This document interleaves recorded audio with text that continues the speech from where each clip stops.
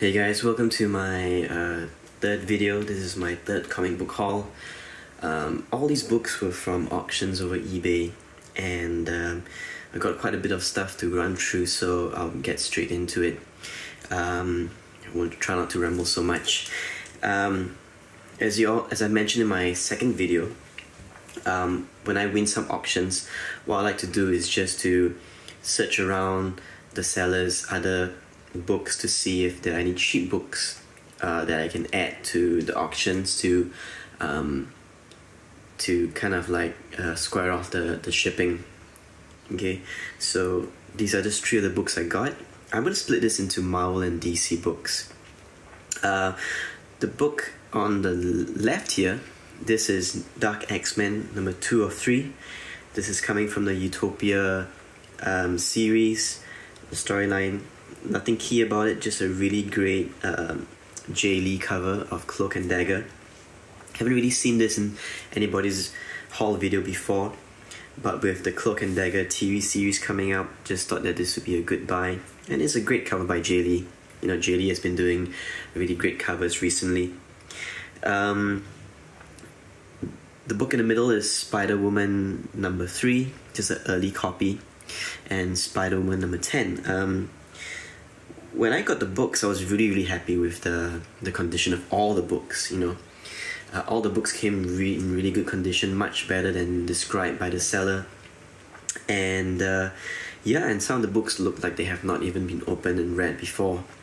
So you know, it's going to be a tough decision I'm going to make a tough decision to see whether if I should just open the book and read it, or just look for it digitally online and just see if I can find it. Anyway, so those are the cheap books I bought. I think I got this anything between 99 cents to $2. So got me another run of some Spider-Man titles. Here's number 207. And like I said, these books are really good condition. 218. Nothing key about the books, just buying these books to kind of like complete my run. Oops. Here's a good book. Here is Amazing Spider-Man 163. Anything with a bit of a classic Kingpin inside the story, you can't go wrong with that. Here's Amazing Spider-Man 206. Classic story. Right. Here's one I was looking for a good price and just very happy to get. Amazing Spider-Man number 226. An early appearance of the Black Cat. Well, early enough at least for me. Here's a good book that I got. Spider-Man Annual number 14. You have an appearance by Doctor Strange and Doctor Doom. And as if that's not good enough, this story is actually co-written and drawn by Frank Miller. So early Frank Miller stuff, you can't go wrong. I hope to read it and see the story if it's any good. Never really seen this book anywhere, so you know. Yeah. So let's move on. Sorry guys for all the sticky noises. The guy that packaged this, like I said, the books came in great condition, but he used these eBay tape that came with it, and it took forever to take them out, and all the pages became sticky. Where's that book? Oh yeah, here it is. Here's a good book that I got. Amazing Spider-Man 229, Spider-Man vs. the Juggernaut. This came in a 2-story arc. You should check it out if you can. I don't know about Spider-Man's power levels right now, but in this period, if I read somewhere before, the editors and the writers wanted to pit some Spider-Man against someone whose power level was way above his power level, and they figured that the Juggernaut would be a good fit. Anyway, moving on, I'm going to talk a bit about my X-Men run that I bought. Uncanny X-Men 167. Another copy of 145. Yeah. Another copy of 146. Sorry about it. 147. So So just really great clean copies of the classic X-Men run. And $1.49. Right. Here's a book I forgot it was in a pile that I got for a good price. I think it was like $1.99. X-Men 165. This book is kind of like a minor key. It is the first time that X-23 joins or enrolls into the X Academy. So, you know, not sure if that's gonna lead to anything in the future for future TV/movie projects, but I figured that this would be a good book to get, especially at the price. Okay, to close off my Marvel haul, I'm going to start off first with one of the books that I had on my top 10 list for this year, which is Daredevil 169. This is the second appearance of Elektra, and I think, if I'm not wrong, the first appearance of Bullseye under the Frank Miller run. Really awesome story. Can't go wrong with classic Daredevil Frank Miller stuff. This book goes for quite a bit on eBay. I think it goes for about $30 plus, and I didn't want to pay that much, so I waited around for a book to appear, an auction to appear with a good price, put a bid, and managed to get it for a really good price, I think. Yeah, what I wanted to pay for it. And the last book, which I was really happy to get, What If 10? What if Jane Foster had found a hammer of Thor? Really happy to get this book. Paid an okay price for it, but I was really happy with the condition. It's really clean. No defects I can see on the cover whatsoever. I mean, it shows some signs of age, but other than that, really nice, clean book. I'm actually quite surprised at the thickness of the book, though. Yeah, I didn't know that this book was this thick. Anyway, not that it means anything. Moving on. Now I'm going to talk a bit about the DC books. I'm going to go in terms of how much I paid for it. So starting off with DC Comics Presents number 36, Superman and Starman. Not a key issue, but you know, I was quite happy because I didn't realize at first that Mongol would be the main villain. That's not too bad. If you look, which of course the next books I'm going to show you, you will know what I mean by not too bad. I managed to get, where is it?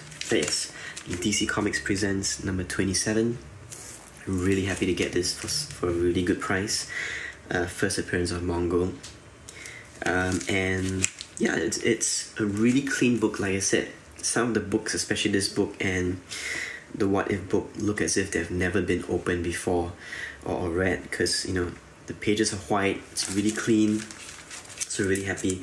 And what better to pair that with DC Comics Presents number 28, the second appearance of Mongol and Warworld, and a team up with Supergirl. So you know, it's a star-studded cast for this book here. These two books, or three books at least, will go really nicely with my Superman Annual 11. Moving on, I've got some, here's an interesting book.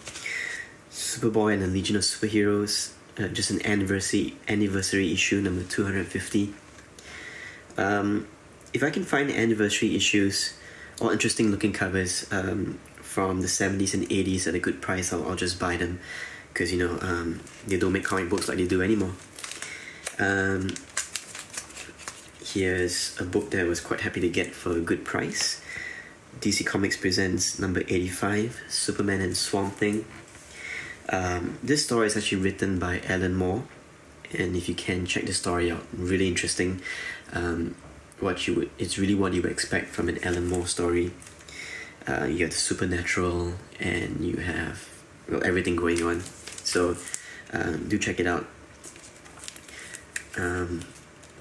Before I head over to the next major title, I'm going to talk about one more. Here's a book that I got for cheap, Wonder Woman number 293. Nothing key about it, but you know, if you look at the cover, you have Donna Troy, you have Huntress, you have Raven, you have Starfire, you have Supergirl and Power Girl. So, well, can't go wrong with a cover like that, right? It says book 3, so I'm going to try and hunt down the 2 earlier issues. 292 was on auction though, but I got outbidded at the last second, so yeah, I'm going to try and look for the other 2 books and give it a read, see if it's any good. Now on to my Batman books. Got some really decent deals for Batman, and I think the 2 books that was really that I really paid a good high price for was in the Batman pile. But I think hopefully you will agree with me that I think I got it at a okay price at least. First book, Batman 348, just an early Batman issue. Wasn't too sure which incarnation of Robin is this, but was really happy to find out that it's still Dick Grayson. My knowledge of the early Batman issues is a bit fuzzy, so I'm not too sure when Robin actually left. Dick Grayson, so very happy to get that. Here's Batman 367. I'm not too sure what's the significance of this key issue. If I'm not wrong, I think it's the first time that Jason Todd, the second Robin, dons the Robin costume, or at least something close to it. And of course you have Poison Ivy, so you can't go wrong with that. Got this anniversary issue, Detective Comics number 500. Just really awesome roster of writers and artists doing the book. So, we'll be looking forward to reading it.